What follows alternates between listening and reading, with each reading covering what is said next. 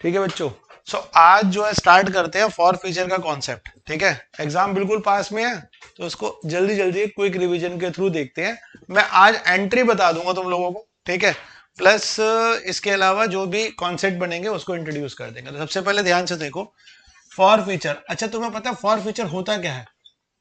पता होगा, मीन्स जब्त करना। बिल्कुल ठीक है, जब्त कर लिया हमने भी।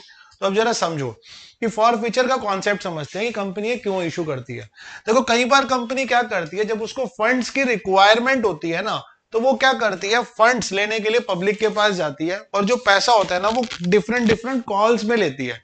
जैसे मान लो एक कंपनी ने ना मिस्टर एक्स मतलब XYZ एक कंपनी है जिसने 5,000 शेयर जो है ना पब्लिक को ऑफर किया।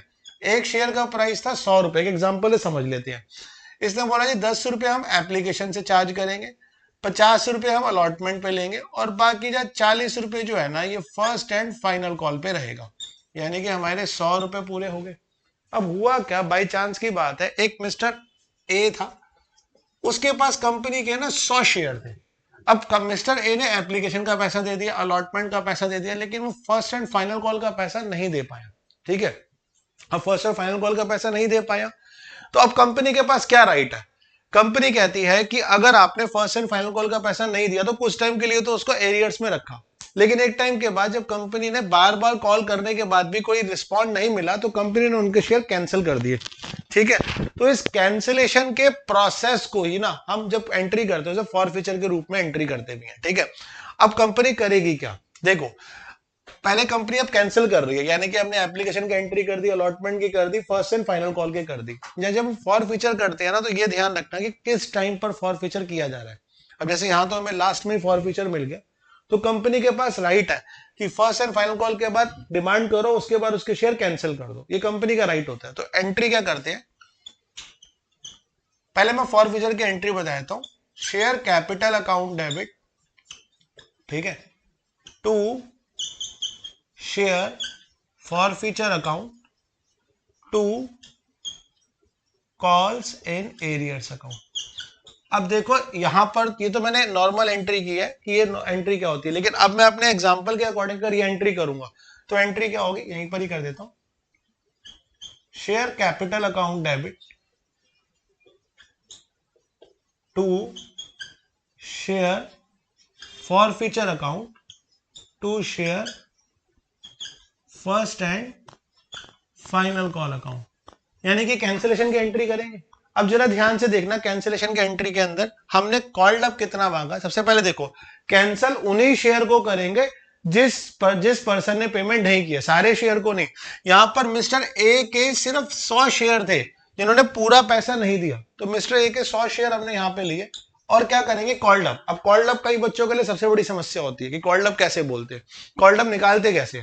तो कॉल्ड अप निकालने का तरीका 10 रुपए एप्लीकेशन, 50 रुपए अलॉटमेंट और 40 रुपए फर्स्ट एंड फाइनल कॉल, तो टोटल कितना हो गया, 100 हो गया। तो कॉल्ड अप आ जाएगा 100 रुपए का। ठीक है, तो यहां पर हमने लिख दिए 10,000। ठीक है, अब जरा ध्यान ध्यान दो, कॉल्स इन एरियर 100 शेयर थे, एरियर 40 रुपए का मेरा एरियर था। ठीक है, तो मैं क्या करूंगा, इस 40 रुपए का जो एरियर था ना उसको मैंने कर दिया 100 इंटू 40, यानी कि 4,000 मेरे पास आने चाहिए थे लेकिन नहीं है। फॉर फीचर के अंदर बेसिकली क्या होता है कि जो पैसा हमें मिल चुका होता है उसे ही हम कहते हैं फॉरफिट हो गया, उनकी कैंसिल कर दी और ये पैसा अब कंपनी के पास रहेगा, ये शेयर होल्डर को रिटर्न नहीं होगा क्योंकि उसने कंपनी का नुकसान कर दिया। तो रिटर्न क्यों देंगे कंपनी, तो ये फॉर फीचर कितना हो गया कि या तो इन दोनों का डिफरेंस, यानी कि 6,000 रुपए इन दोनों का डिफरेंस आ गया। ठीक है, तो ये हो गई कैंसिलेशन की सिंपल एंट्री। ठीक है, ये हो गया फॉर फीचर का। तो यहां समझ में आ गया होगा आपको फॉर फीचर कैसे करते भी हैं, फॉर फीचर का कॉन्सेप्ट क्या होता है। अब कंपनी के पास ना चॉइस होती है, ये रब कर देता हूं, री इशू ऑफ शेयर, इसे हम कहते हैं री इशू। अब री इशू दो पार्ट में होता है, री इशू का मतलब, बोलो भाई, बेच देना, दोबारा बेच देना, रीसेल कर देना। अब जो 100 शेयर कंपनी ने अपने पास लिए हैं उसको कंपनी रीसेल करेगी। अब रीसेल दो तरीके से किया जाता है, कैसे, या होता है एट पार और दूसरा होता है एट डिस्काउंट। अच्छा, इसमें एट प्रीमियम पर भी रीइश्यू कर सकती है, तीनों कंडीशन आ सकती है। एट प्रीमियम पर भी हो सकता है, एट पार पर भी, वो कंपनी पे डिपेंड है। तो ज्यादातर हमारे को ना ये दो केस मिलेंगे, एट डिस्काउंट का मतलब और एक एट पार में। एट पार का मतलब क्या होता है, जैसे इसी केस की बात कर लेते हैं, हमने क्या किया था, 100 शेयर थे और 100 रुपए का ही कंपनी ने फेस वैल्यू थी। अब कंपनी क्या करती है कि मिस्टर ए के शेयर ना उठा के मिस्टर बी को बेच दिए। जब हमने मिस्टर ए के शेयर मिस्टर बी को बेचे, ध्यान से सुनना, यहां पर भी एक कंडीशन आती है कि 100% बेचे है कि कम बेचे, तो मैं 100% की बात करता हूं, बाकी आगे जब मैं क्वेश्चन लूंगा ना तो कम उसमें डिस्कस कर लेंगे। तो मान लो 100 के 100 शेयर मिस्टर बी को बेच दिया, मिस्टर बी को बेचे आपने शेयर, तो जब 100 के 100 शेयर बेचे तो मान लो कंपनी ने बोला कि मैं 100 रुपए का एक शेयर है उसी के हिसाब से पे कर देता हूं, ठीक है, उसी के हिसाब से चार्ज करूंगा। तो एंट्री होगी bank account debit to share capital account. 100 share थे, ठीक है, एक शेयर का प्राइस कितना था, 100 रुपए, और हम मान के चल रहे हैं कि 100 रुपए में ही बेचा, ठीक है, तो यहाँ 100 रुपए में बेचा, तो इसको हम करते हैं 10,000, और हम कहते हैं कॉल्ड अप भी 100 था, 100 रुपए था इंटू 100, तो कॉल्ड अप भी आ गया 100 रुपए, ठीक है। अब सर ये जो 6,000 है इसका क्या करेंगे, देखो ये मेरे पास सरप्लस मनी है, तो सरप्लस मनी ना company share holder key benefits के लिए यूज करेगी, तो इसको हम क्या करते हैं, शेयर फॉरफीचर से हट ट्रांसफर कर देते हैं कैपिटल रिजर्व में, कि हमारे पास ये पैसा रिजर्व में पड़ा रहेगा। तो अब हम क्या करेंगे, जैसे अब कंपनी के पास अगर ये पैसा बच गया, जो पुराने वाले शेयर होल्डर से पैसा मिला था उसको हमने यूज नहीं किया अभी कहीं पर भी, या तो डिस्काउंट दे देते नए वाले शेयर होल्डर को तो यूज हो जाता, लेकिन अब हमने यूज नहीं किया तो उसको कैपिटल रिजर्व में ट्रांसफर कर देंगे। तो 100% यहाँ इसके बाद एंट्री होती है share forfeiture account debit to capital reserve account. 6,000 था, एज इट इज यहां ट्रांसफर कर दो, ठीक है। ये तो हो गया जब हमने 100 रुपए का शेयर 100 रुपए में ही इशू किया, ठीक है। अब बात करते हैं, मान लो इसी शेयर को, जैसे अब मान के चलो कि 60 रुपए, तो इसी शेयर को डिस्काउंट पे इशू करेंगे। अब डिस्काउंट पे क्यों करेंगे उसका भी रीजन है बच्चे, मान लो इस शेयर होल्डर से 60 रुपए तो मिल गए थे, 100 शेयर के 60 के हिसाब से 6,000 मुझे मिल गए थे, मुझे चाहिए सिर्फ 4,000। तो कंपनी कहती है कि चलो एक काम करते हैं, मैं इस शेयर को ना 70 रुपए में इशू करती हूँ मिस्टर बी को, क्योंकि कुछ पैसे तो मुझे मिल गया, ठीक है। तो हम क्या करेंगे, अगर मान लो मिस्टर बी को हमने रीसेल किया है डिस्काउंट, यानी कि 70 रुपए का एक शेयर बेचा है, 100 रुपए का शेयर था, तो उसकी एंट्री कैसे होगी, तो हम क्या करेंगे, री इशू की एंट्री के लिए bank account debit to share capital account, और जो यूज करेंगे पैसा, यहां डिस्काउंट नहीं लिखेंगे क्योंकि यहां तो हमने डिस्काउंट लिखा, डिस्काउंट की जगह टर्म लिखेंगे share forfeiture account debit, ठीक है। अब 100 रुपए शेयर थे, मिस्टर बी को बेचे, कितने का एक बेचा है, कितने का एक बेचा है, 70 का, तो 70 यहां आ गया, ये आ गया 7,000, और कॉल्ड अप कितना था, 100 इंटू 100, ये था 10,000।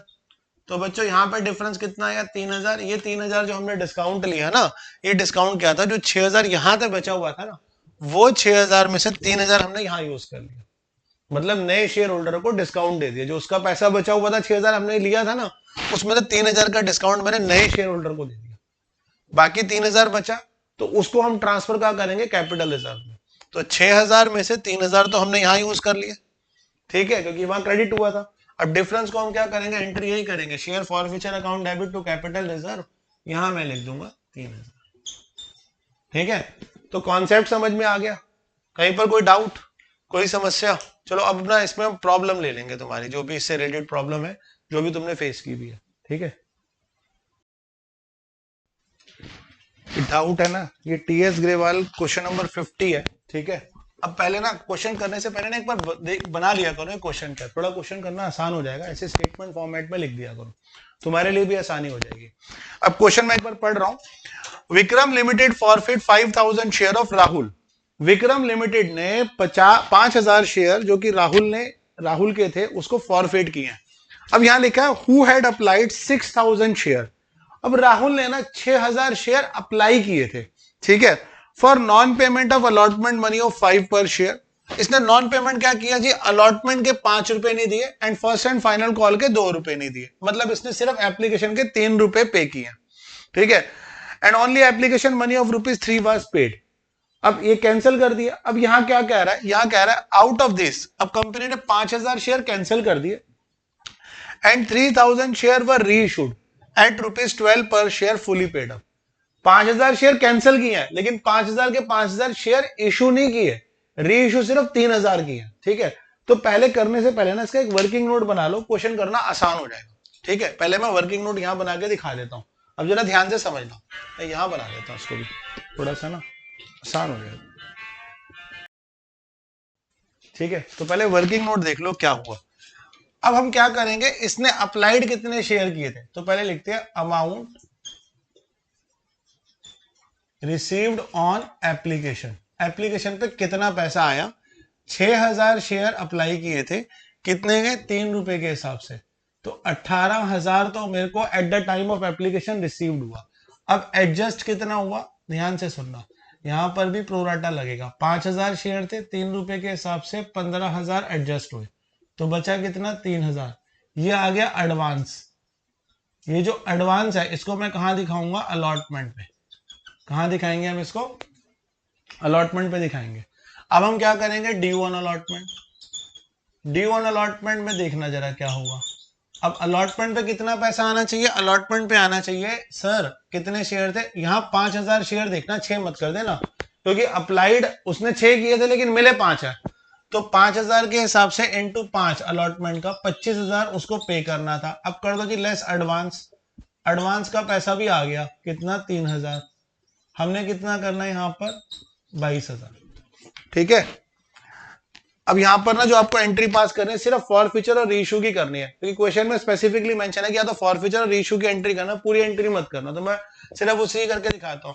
तो ये इसने पैसा नहीं दिया, not to be not paid, इसने ये पैसा पे ही नहीं किया। तो अब जब एंट्री करते हैं फिलहाल कैंसिलेशन शेयर फॉर फीचर की, तो एंट्री क्या होगी जरा ध्यान से देखो, share capital account debit to share forfeiture account to share allotment account. अब उसने फर्स्ट एंड फाइनल कॉल का पैसा भी नहीं दिया, तो to share first and final call account. अच्छा देखो कितने शेयर थे ये, 5000, तो 5000 शेयर ही कैंसिल करने हैं, क्योंकि 5000 कैंसिल करने थे।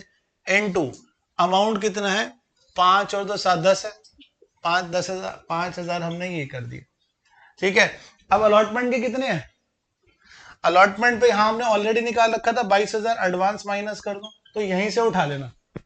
ठीक है, 50 यहाँ पर 50 कर दो, सॉरी ये 50 कर दो, 5000 इंटू 10 50,000 हो गया, टू शेयर अलॉटमेंट 22000 हो गया यहाँ पर। ठीक है, अब हम क्या करेंगे, share first and final call, share first and final call 5000 थी, फर्स्ट एंड फाइनल कॉल को ₹2 के हिसाब से कर दो, 10,000। अब कितने हो गए, 32,000। अब 22 और 10 32 और 50, फिर शेयर फॉरफीचर निकालने का तरीका एक तो ये है कि जितना अमाउंट था कॉल्ड अप था, टोटल अमाउंट जितना था और जितना इनका दोनों का डिफरेंस 32, 50 में से 32 माइनस करोगे तो कितना आ जाएगा, 18,000। एक तरीका तो यही है। ठीक है, 18,000 यहां पर आप कर सकते हो। तो फॉरफीचर कितना आ गया, 18,000। अब यहां ना एक बात और, अभी मैंने कॉन्सेप्ट में क्या बताया था कि हमने 100% शेयर इशू किए थे, री इशू किए थे, लेकिन यहां ना जो री इशू है ना वो कह रहा है कि हमने 3000 शेयर को सिर्फ बेचा है, 3000 शेयर बेचे हैं, और वो भी ₹12 का एक शेयर बेचा है, यानी कि प्रीमियम पर बेचा है अपने शेयर को।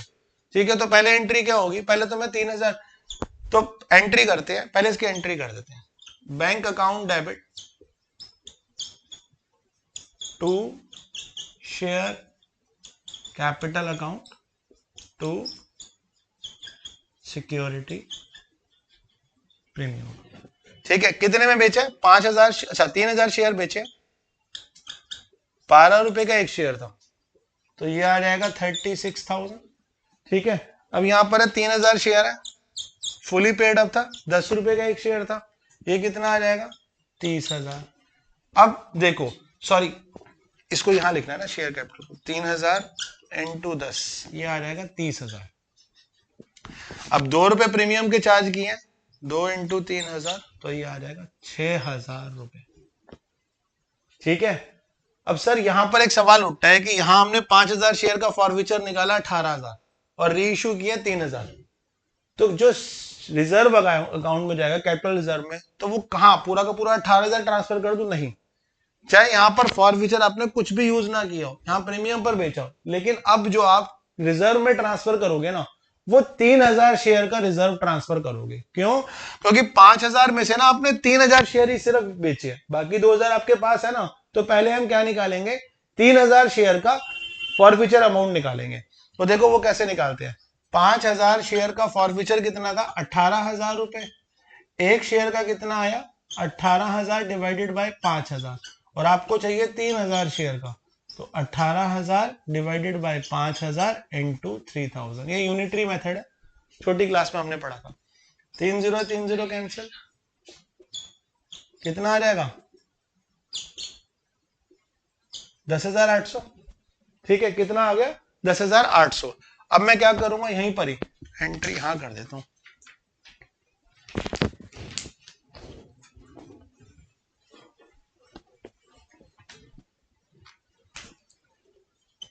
Share forfeiture account debit to capital reserve account. देखो यहां डालेंगे अमाउंट 10,800 के, सिर्फ 3,000 का ट्रांसफर करेंगे। ठीक है, समझ आया? नोट कर लो इसको।